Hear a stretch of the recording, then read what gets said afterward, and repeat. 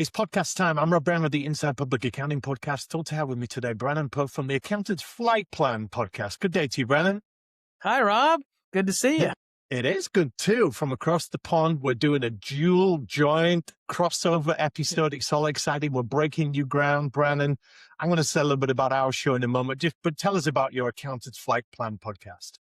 Yeah, so we've had this podcast for, I think we started it in 2011 or 2012, somewhere a long time ago. And we really run the gamut. You know, our main business is mergers and acquisitions. So we do have a lot of conversations around that. But I find that a lot of my conversations are really more about practice management, because most of the people who are selling really need to think about how to optimize their firms. So a lot of our content is around optimization. I'm also really interested in the entrepreneurial community, so I'll bring people in outside of the industry, kind of infuse some of those just entrepreneurial topics and bring them to the accounting profession.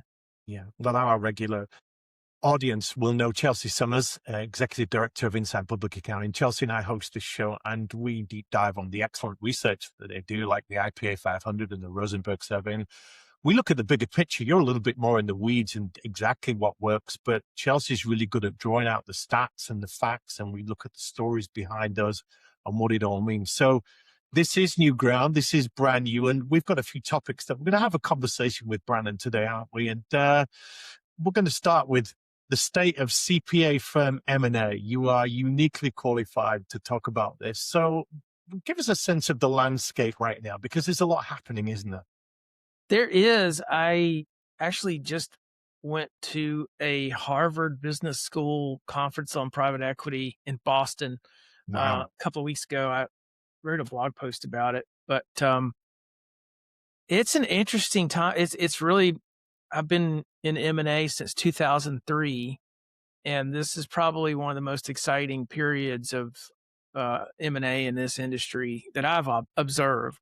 By exciting, do you mean frenetic and absolutely crazy and so much going on? It's a little crazy. It is. And, you know, hindsight's 2020 to see this coming. I feel like what has happened is the accounting industry has not changed itself very rapidly. I think the accounting industry is historically slow to change, slow to adopt new ideas. And now you've got private equity, which is a growing, private markets in general are growing.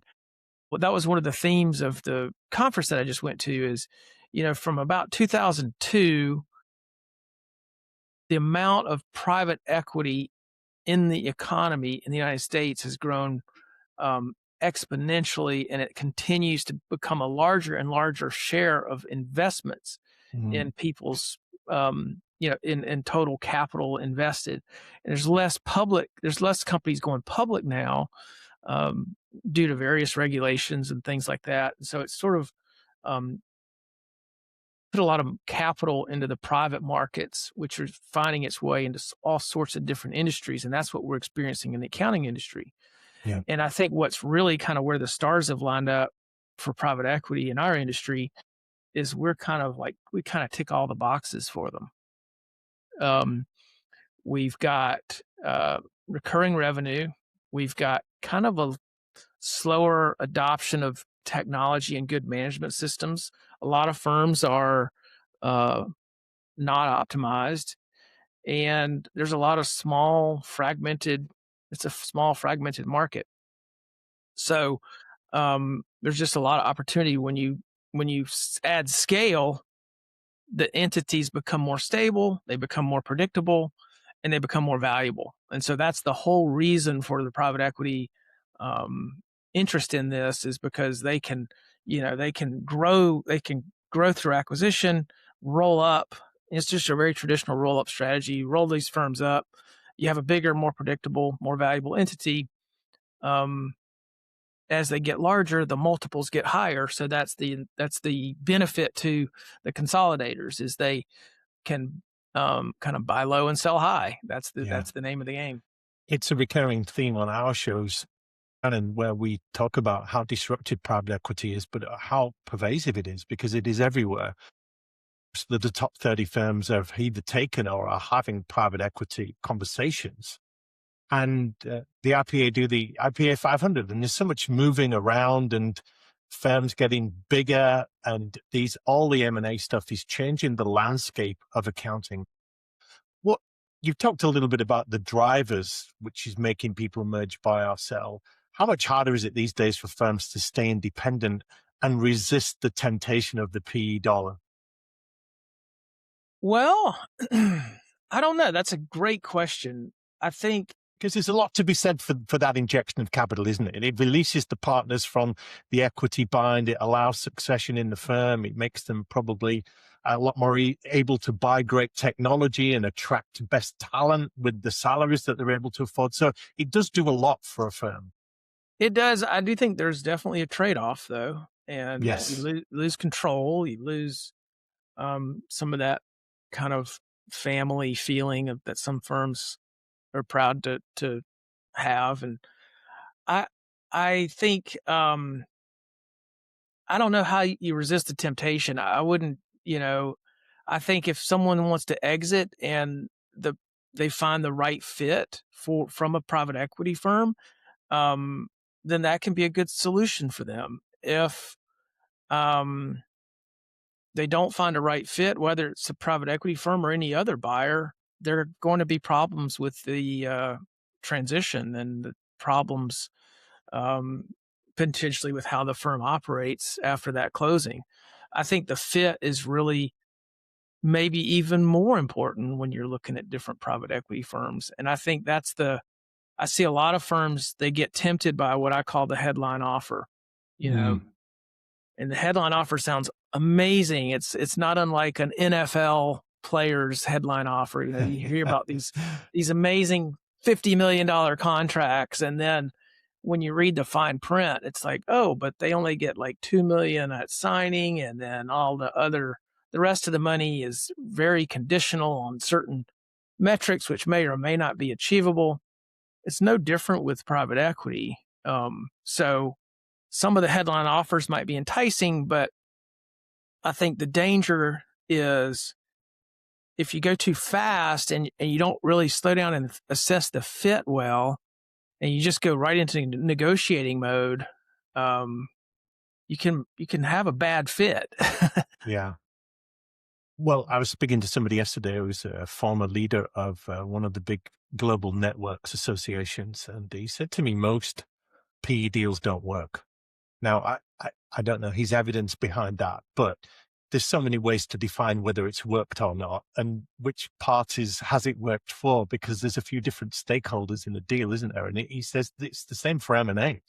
There's so many people moving at speed to put deals together, and you can only do so much due diligence, and it's really hard to gauge things like culture.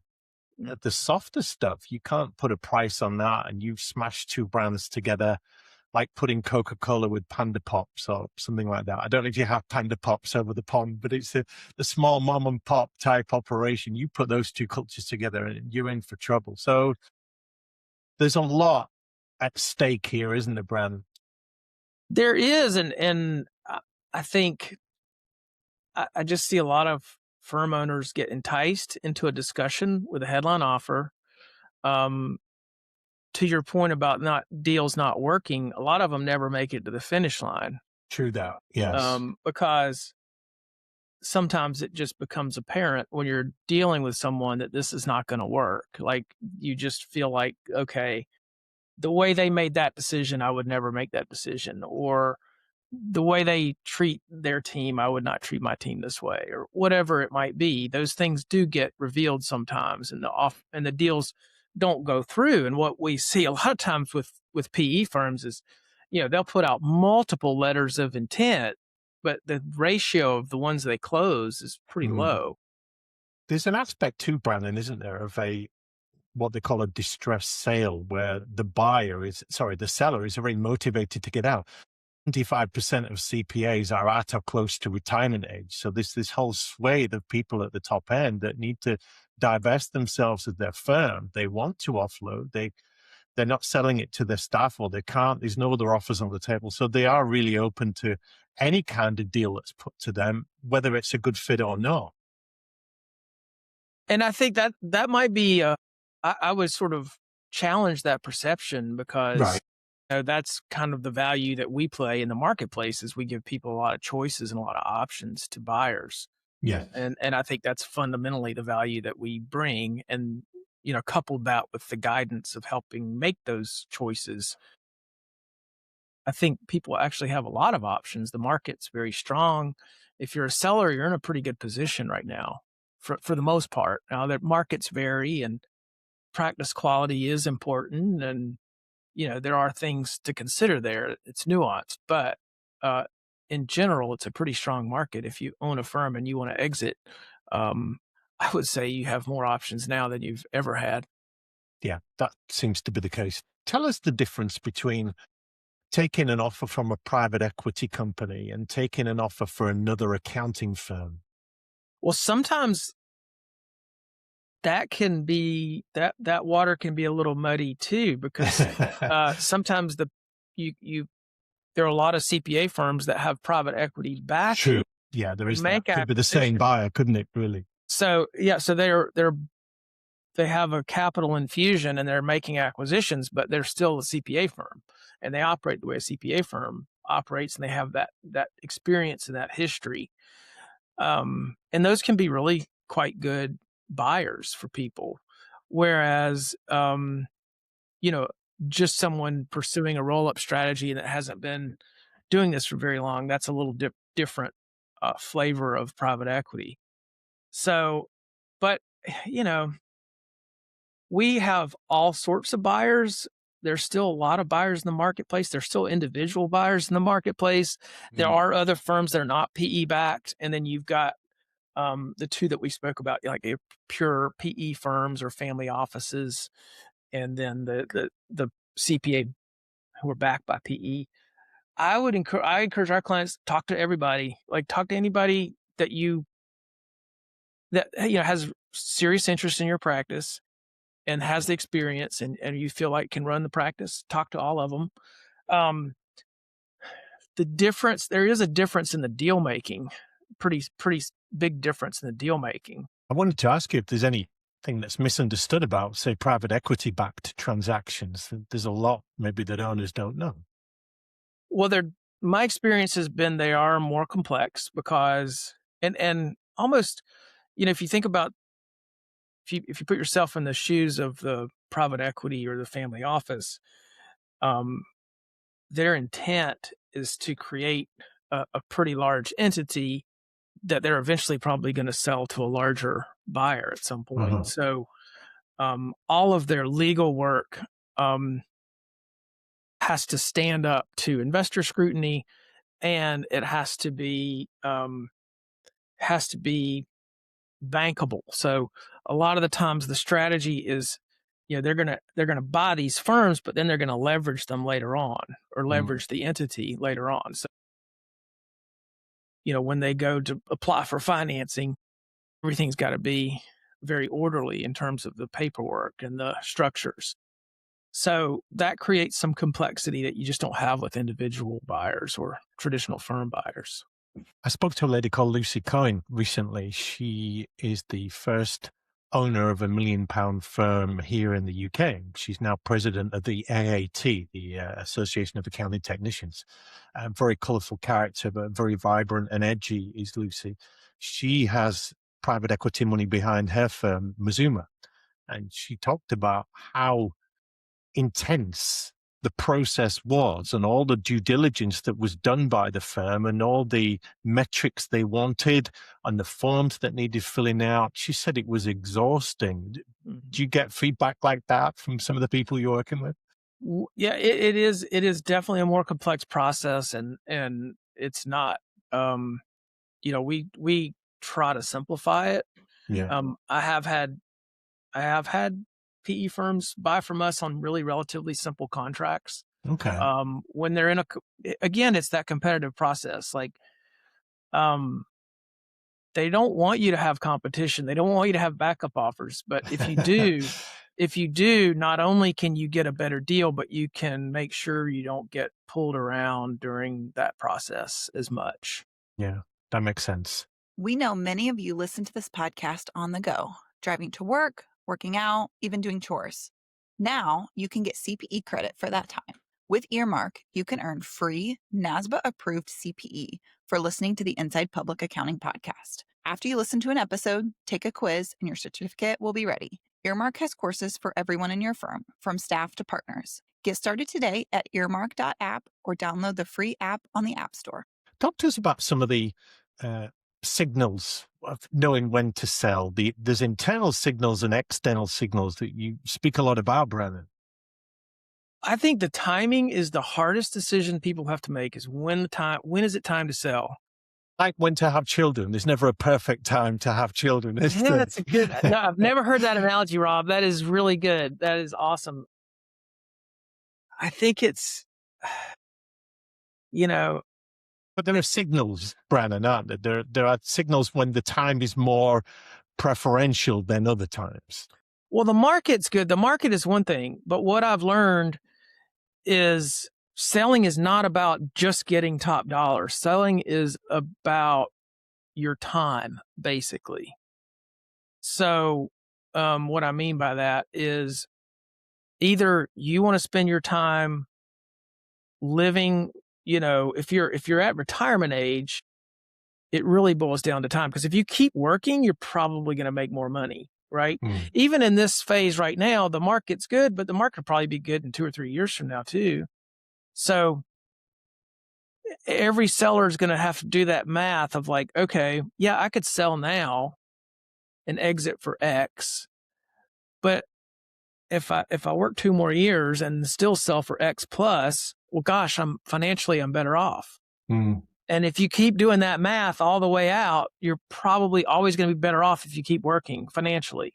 So that's why I say, like, financially, exiting is not necessarily a financial decision unless you've got a bigger opportunity. So I think there's opportunity cost. And whether you're working or not, there's opportunity cost, right? If you're retiring, your time becomes way more important than the money that you have, right? And so when you've reached that point of, I have enough money and now time is more important to me than money, it's time to exit, right? That's really, when someone's leaving for retirement, that is ultimately the decision they have to come to grips with.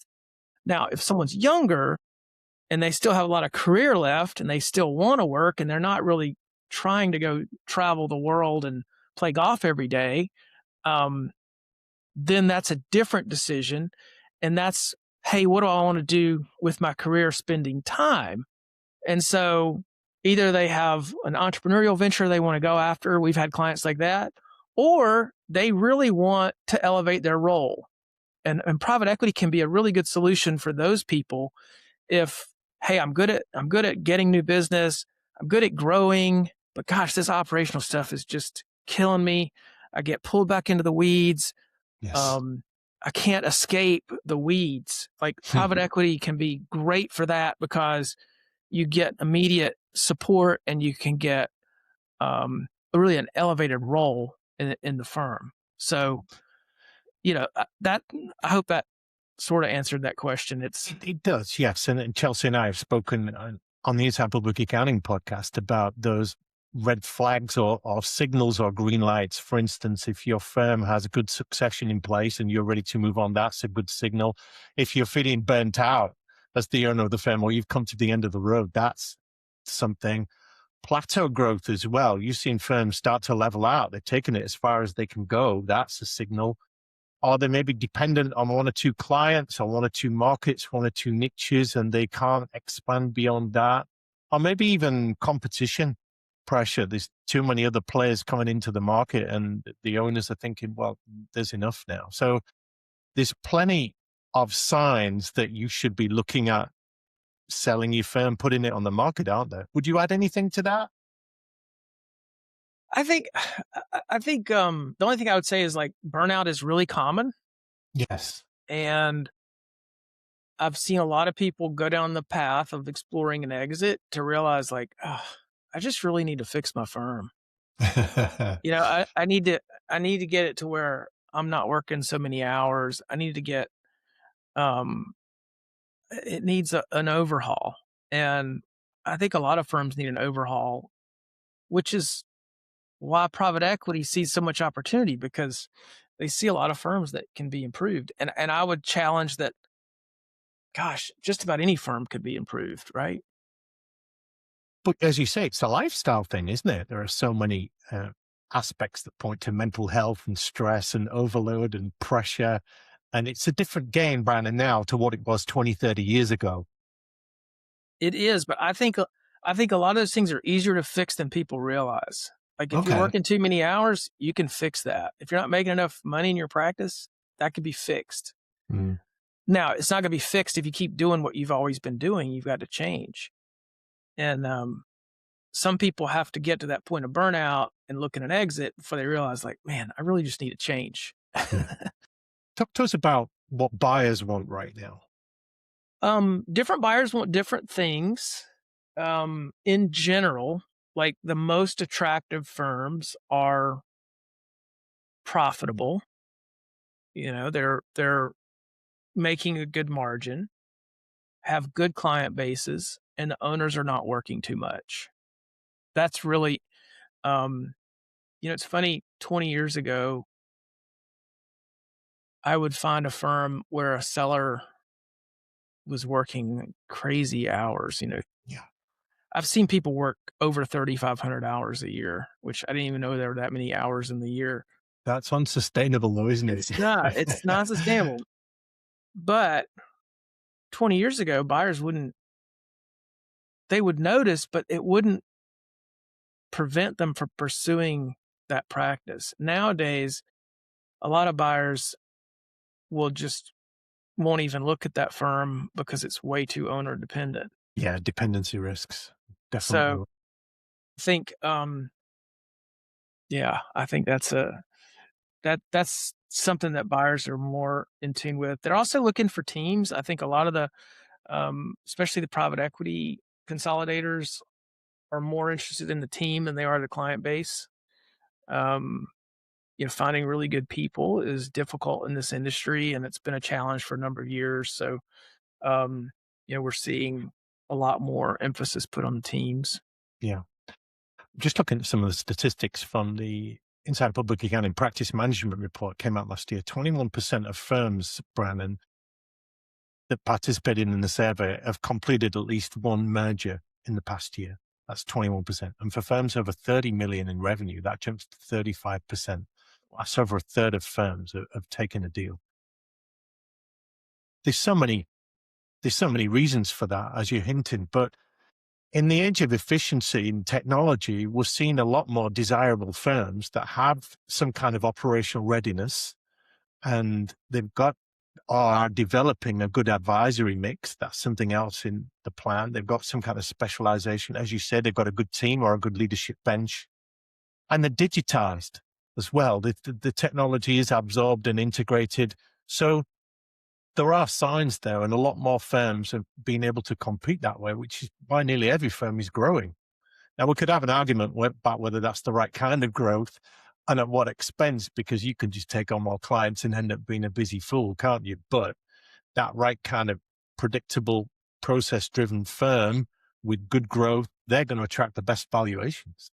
Yes, I would agree with pretty much everything you just said. That's true. But buyers, what I find is the systems are not necessarily the primary thought. Like the systems and processes aren't the primary thought, but they lead to the results that I was speaking of. Like they lead to that higher profitable, less owner dependent firm. So in order to get those things, you kind of have to have those processes and systems in place that are working. I think the hardest thing to kind of change out is like the client base itself. If you've got really good clients, if you've got a curated, high quality client base that pays good fees, like that's to me is a slower, harder thing to build than the systems and processes, and even than the team. Like, it takes time to build those really great curated client lists. I'm just wondering that the biggest deal last year, obviously, was the headline Baker Tilly Moss Adams merger at $7 billion to create the sixth largest firm in the US. That was announced in April. So we learned from that no firms are too big to merge. Is there a number at the bottom end, Brandon, that tells us no firms are too small to merge or be bought? Oh gosh, I've never contemplated that question before. It was an interesting question. We don't see a lot of mergers kind of in the smaller, like under 5 million range. No. Um, There's a cutoff, isn't there? I don't know why that is. I think there's a tendency, if you're that size, like let's say you have a 2.5 million revenue firm, annual revenue. One thing I've seen work well is if you're, let's say you've got younger leadership team, they want to grow. It's a hard place to grow. From 2.5 to 5 million is kind of a difficult place to be. Yes. But so making an acquisition of equal size is a great way to to quickly elevate the practice. We're seeing so many firms on the consolidation trail right now. They're just mopping up other firms, and it's a great way to drive growth.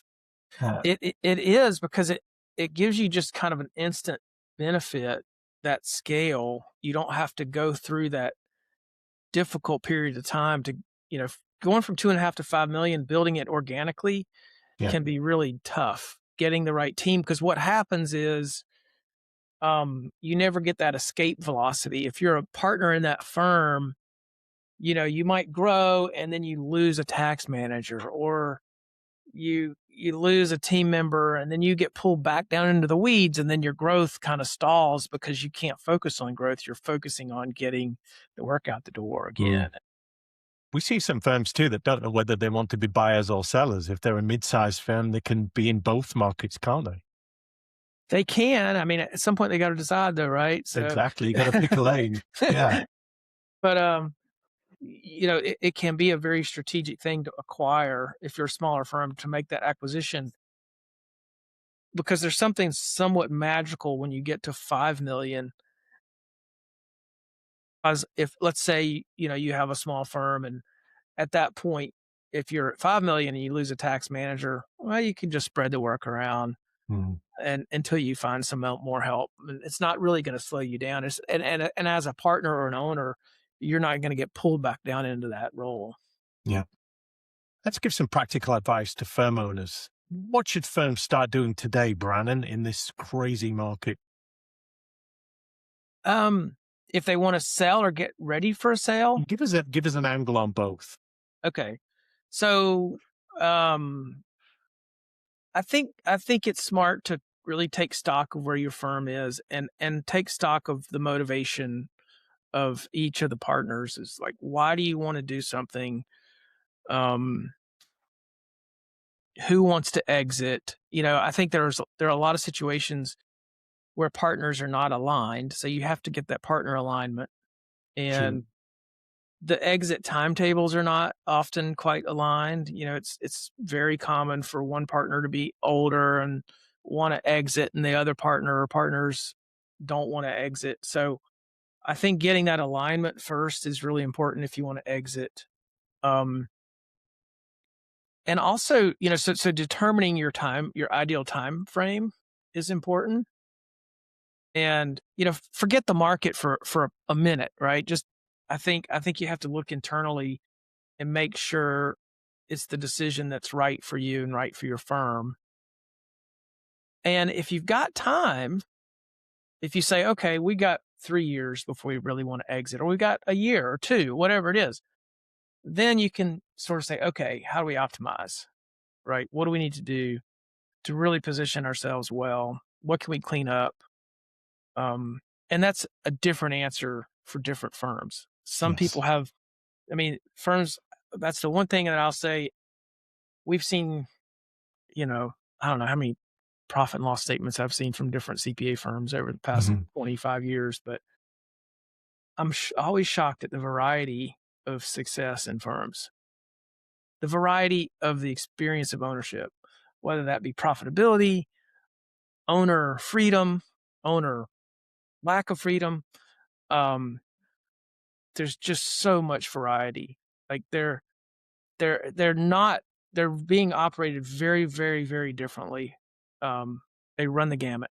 So I think, if you're kind of underperforming, then what's your problem? You got to diagnose it. Is it, and there are some common ones. Like one things I see that's really common is firms just aren't focused, meaning they're trying to be everything to everybody.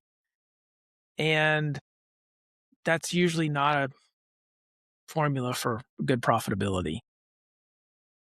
I see firms that, okay, we've got this tax work, and then we're doing audit work, and then we're over here doing litigation support.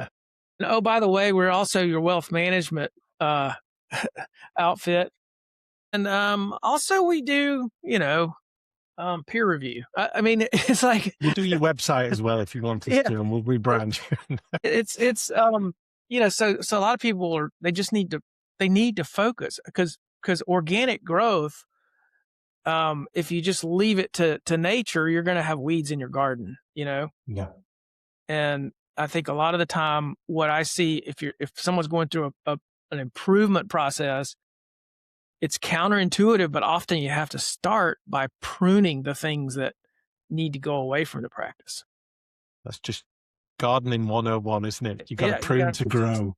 You got to start pruning. So completely understand. Well, you listened to a crossover episode with Brannon Poe on the Accountant's Flight Plan podcast, and me, Rob Brown, and my absent co-host, Chelsea Summers. We host the Inside Public Accounting podcast. We've been talking today about the private equity world and mergers and acquisitions in the world of accounting.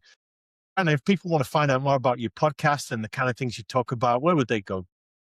Best way is to just go to our website, which is pogroupadvisors.com, and you'll find a podcast page there. You can also find our podcast on YouTube and all the major platforms. And what will they find when they get there? What kind of stuff are you putting out? Well, gosh, I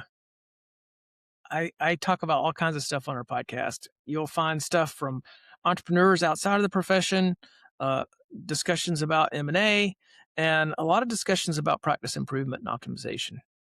Haven't we just chastised accountants for trying to do too much in all these different service lines? And then you're telling me you'll find everything on our podcast. We'll do everything for everybody. I know that's it's I'm not taking my own medicine. I probably should streamline it, but that's okay. We call it diversifying, don't we? And covering a few bases. That's great too. Well, the Inside Public Accounting podcast is at insidepublicaccounting.com and on all of your podcast channels as well. We look at the accounting landscape and the statistics and the facts and what the good firms are doing to become great firms, and what makes the best practice in firms really, really work. We're very big too on transparency of leadership, both in the accounting profession and the brand of accounting, but also in leadership, people at the top of firms, because we know that there could be an image problem in accounting. We talk a lot about talent on our show and how firms are changing. So let's all make it a better world for accounting. Brannon Poe, thank you so much for joining us today. We'll be appearing on your show and you will be appearing on ours. So our viewers, listeners will have a double chance to get a listen to this. Thanks so much for joining us today.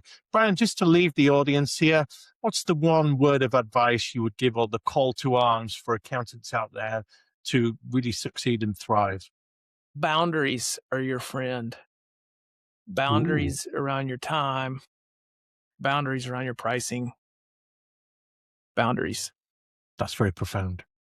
I'd add another P to that one. It's 2 words. I'd add personal brand, which might not seem significant in the grand scheme of things, but I'm always encouraging accountants to think a little bit more about their personal reputation and their network and how they show up. And so they've got a voice, they've got some influence, they've got some authority, they've got more cachet to make good decisions, and they've got more leverage in their career in the marketplace. I'd say that's really important as well.